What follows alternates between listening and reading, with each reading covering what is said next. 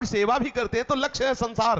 हे भगवान हमारी नौकरी लग जाए, हे भगवान हमें ये, हे भगवान ये, तो लक्ष्य है ना संसार। गलत गलत बात। लक्ष्य हो प्रभु और सेवा का विषय हो संसार।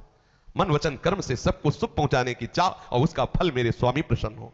हमारा व्यापार नौकरी जो भी कार्य, जो भी कार्य मतलब जो भी कार्य में जो भी है वो सब ठाकुर का है, पूरी सृष्टि ठाकुर की है। तो मुझे जो नौकरी मिले, सेना की नौकरी मिले, व्यापार मिले, कुछ भी जो भी प्रभु के द्वारा निर्धारित किया गया, मैं सांगो पांग ईमानदारी से वो करूंगा और उसका फल चाहूंगा कि मेरे स्वामी प्रसन्न हो। मंगल में जीवन है।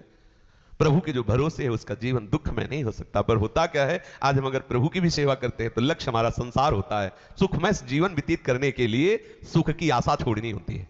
समझ रहे हो ना, ये सूत्र सबकी समझ में नहीं आएगा। सुखमय जीवन व्यतीत करने के लिए सुख की आशा छोड़नी होती है और आशा प्रभु की करनी होती है। हो गया सुखमय जीवन। यहां सुखमय जीवन व्यतीत करने के लिए सुख की आशा से विषय लक्ष्य हो गया तो आशा ही परमम दुखम। अल्यो खत्म। सुख के कहीं किंचन मात्र खोजने पर भी नहीं मिल रहा, दुख ही दुख, दुख ही दुख। कहां देखो कितना दुख है। जब आप थोड़ी बुद्धि पवित्र होगी तब आप देखोगे कितना दुख है। कितने कितने घृणित वस्तुओं में लोग आनंद मना रहे हैं, कितनी घृणित वस्तुओं में।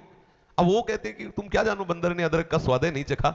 जब बंदर ने अमृत का स्वाद चख लिया तब वो कह रहा है कि कैसी तुम्हारी मति है जो तुम इस अमृत को छोड़कर वहां फंसे हुए हो। वो समझते हैं हमें पागल, हम समझते हैं उन्हें पागल। तो अवास्तविक पागल कौन है, ये फिर अब तीसरा निर्णय करेगा। तीसरा है शास्त्र।